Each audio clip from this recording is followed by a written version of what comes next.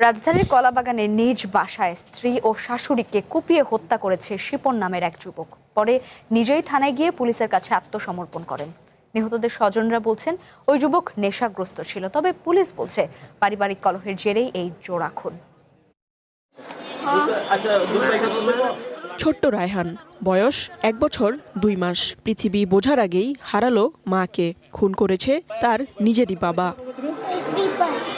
দাম্পত্য কলহের জেরে সকালে রাজধানীর কলাবাগানের কাঁঠালবাগান এলাকার আলামিন রোডের একটি বাসায় স্ত্রী ফারজানা আক্তারের সাথে কথা কাটাকাটি হয় শিপনের। এক পর্যায়ে স্ত্রীকে কুপিয়ে হত্যা করে সে। পরে শাশুড়িকেও ছুরিকাঘাত করে শিপন। ঢাকা মেডিকেলে নেয়ার পর তাকে মৃত ঘোষণা করে চিকিৎসকরা। পরে কলাবাগান থানায় গিয়ে আত্মসমর্পণ করে ঘাতক। দাম্পত্য কলহের জের ধরেই তাদের মধ্যে তর্ক বিতর্ক শুরু হয় স্বামী স্ত্রীর।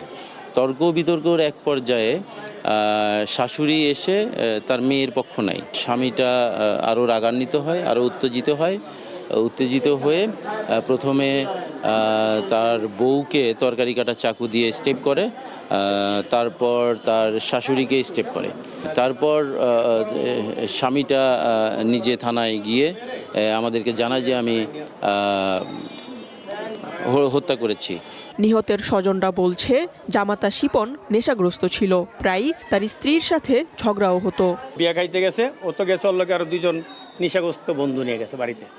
ওগুলা নিয়ে মানে মেয়ে আর জামাই তর্ক বিতর্ক হয়েছে। এইখানে খালি বাসা পাইছে, এইখানে ওই আমার স্বাস্থ্য ভাইয়ের বউরও মারছে, ওই আমার বাসিরও মারছে। 2জন মারছে, পুরো সংসারে ধ্বংস করেছে। আর এক্ষেত্রে লাভ নেই, আমার আর ডাইরেক্ট ফাঁসি দিলাম। এ ঘটনায় ন্যায় বিচার প্রত্যাশা করেছেন নিহতের স্বজনেরা। Tanzin Akter, one news, Dhaka.